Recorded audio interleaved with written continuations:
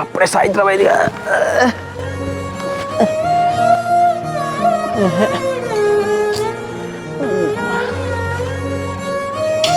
ఆ బీర్ ఎంత చేదెక్కిండో ఎట్లా తాగుతాండో చూడు.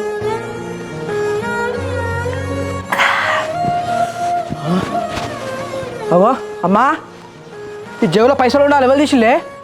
ఇంకా నీ జేబుల పైసలు ఇస్తాం రమేవ్, నీ బోలేకే సరిపోవా. అగో మరి నువ్వు తీయకపోతే మరి అది గిట్లా తీసినానే. వస్తే ఈ జేబులో పైసలు గిట్లా పెట్టాను, తీసినావానే మరి?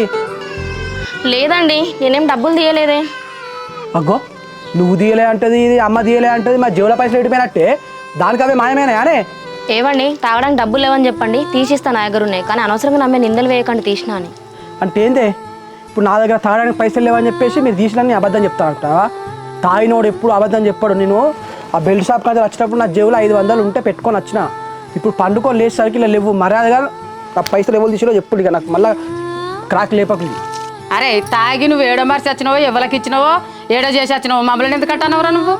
నీ అవ్వని అంత తెలివి తక్కువ నానే. నీ తాగి ఎవరికి తాగి ఏడో పడేసుకొని వస్తాడే.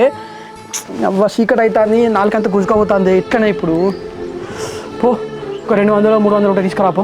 నిజమైన మనిషివి అయితే నువ్వు ఎక్కడనో తాగి ఏనో పొడగొట్టి ఇంకా సిగ్గు లేకుండా మమ్మల్ని అడుగుతున్నావు వరా. కోడలా పోయి 500 వాని మీద కొట్టుపో. ఈ అవ్వ అత్త కోడళ్ళు నిజంగానే ఆస్కార్లు ఎవరు పర్ఫార్మెన్స్ చేస్తారు కదనే. నా జేబులకి 500 తీసి నాకు ఇచ్చుకుంటానే మీరు ఇచ్చినట్టు బిల్లు అవి కొడతా. చెప్తా ఇంకా పోయి 2 బీలు వేసి వచ్చిన తర్వాత పైసలు 500 ఎటు పోయినాయి, ఎవరు తీసిన అదే మొత్తం చెప్తా. పోవే, నువ్వు తీసుకురాపో. నీ తాగుడు చల్లనుకుండా తాగుడు మీద పెట్టే ధ్యాస జాబ్ మీద పెట్టుంటే ఈ పాటకి ఏదైనా జాబ్ చేసి. ఈ తోటోళ్ళకు పెండిళ్ళు అయి పిల్లలతో ఆడుకుంటా, నువ్వు చీసాలతో ఆడుకోరా రోజుకు రోజు.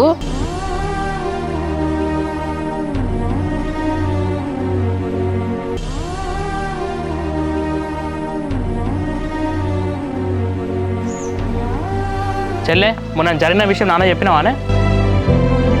ఏమైంది బిడ్డ? ఏమైంది నాన్న? మీ పెద్దలు లేడా? తాగి ఇష్టమంటూ మాట్లాడి చెల్లెను కొట్టింటికి పంపించిండు. ఏం మాట్లాడుతున్నారా పెద్దోడా? చెల్లె లేదు ఇంట్లో, మరి ఎడిపోయింది? అరే నాన్న, ఆయన తాగి మళ్ళీ ఇంటికి వచ్చి చెల్లెను ఇష్టమైన మాటలు మాట్లాడి మళ్ళీ ఇంటికి పట్టుకపోయాడు. అసలు అల్లుంది ఏందంటారా? అసలు నా బాధ నాకు అర్థం కాదు. ఆ కొట్టుడేంది, మళ్ళీ ఇంటికి దూరేంది, మళ్ళీ తీసుకపోవడేంది? ఏమో నాన్న, ఇంట్లోకి వెళ్ళిపోమని ఆయనే చెప్పిండట. మళ్ళీ ఈడికి వచ్చి ఎందుకు వచ్చినా అని చెప్పేసి మళ్ళీ ఇట్లా మాట్లాడుతాను. అసలు చెప్తే ఇంటర్నెట్లే నాన్న. సర్లే, ఇంటికైతే అయితే చెల్లెని తీసుకొని పోయింది కదా, ఎందుకైనా మంచి ఒకసారి ఫోన్ చేసి మాట్లాడరా. నీ అల్లుతో ఫోన్ చేసి మాట్లాడు కాదు నాన్న, నా ముందు చెల్లెమే చేసుకున్నాడు. ఏదో ఒకటి తేలాలే. పెద్దోడా, ఇప్పుడు బావ చెల్లి అయితే కలిసి ఉన్నారు కదా, కుటుంబాలు అన్నాక గొడవలు అయితేనే ఉంటాయి. ఎట్లనే మనకు అర్థమట్లేదు. ఒక్కసారి 2 సార్లు అంటే ఊరుకుంటాం. 4 సంవత్సరాల నుంచి నెలకు గోడలు అయితేనే ఉన్నాయి కదనే. ఇటు చెల్లె మనల్ని ఏమనలేక బాగు సర్ది చెప్పుకోలేక ఎంత బాధపడుతుంది మీకు తెలుసానే? కొడుక భార్య భర్తలు అన్నాక గొడవలు అయితేనే ఉంటాయి. గొడవలు అయితే వాళ్ళే కలిసి ఉంటారు. ఇప్పుడు మనం తొందరపడేవాడిని అన్నాం అనుకో నాన్న, ఇంకా ఎక్కువ గొడవలు అవుతాయి. సరే అమ్మా, ఆయనకు జాబ్ లేదు, ఈ తాగుడు ఈ తిరుగుడు ఇంకెన్ని రోజులు భరిస్తాం? ఏదో ఒకటి తెలుసుకుందాం. అమ్మ ఆయన మాత్రం అంటే ఓకే, లేదంటే మన చెల్లె మా ఇంటికి తీసుకొచ్చుకుందాం. పెద్దోడా, ఇట్లాంటి విషయాలలో తొందర పడద్దు. సరే నువ్వు అన్నాడు చెల్లె మా ఇంటికి తీసుకొని వస్తాం. బావ ఇంకా ఎక్కువ తాగి ఇంకా ఘోరం చేస్తాడు. పరిస్థితి ఏంటిది? ఏ విషయమైనా ఆలోచించి నేను తీసుకుందాం. ఏం ఆలోచించున్నా నాకు అర్థం కాదు. కాదు నాన్న, ఆయన అట్లా చేసిన మంచిగా ఉన్నది, ఆయన మీరు ఎన్కేసిన మంచిగా ఉన్నది. ఇదంతా కాదు నాన్న, ఒక 4 పెద్ద మనుషులు పట్టుకొని చెల్లవాళ్ళ పోయి మాట్లాడదాం. మాట్లాడు, లేదని చెల్లె ఇంటికి పట్టుకొచ్చుకుందాం. అట్లా కాదు నాన్న, భూముల పంచాయతీ జాగాల పంచాయతీ మనం తీసుకుపోవాలి పెద్ద మనుషులను. కానీ ఇట్లాంటి ఫ్యామిలీ మ్యాటర్లకు మన కుటుంబం సభ్యులపై ఏదైనా ఇష్యూ చేసుకొని రావాలి తప్ప ఇది పెద్ద మనుషులు తీసుకుపోతే పరిష్కారం కాదు.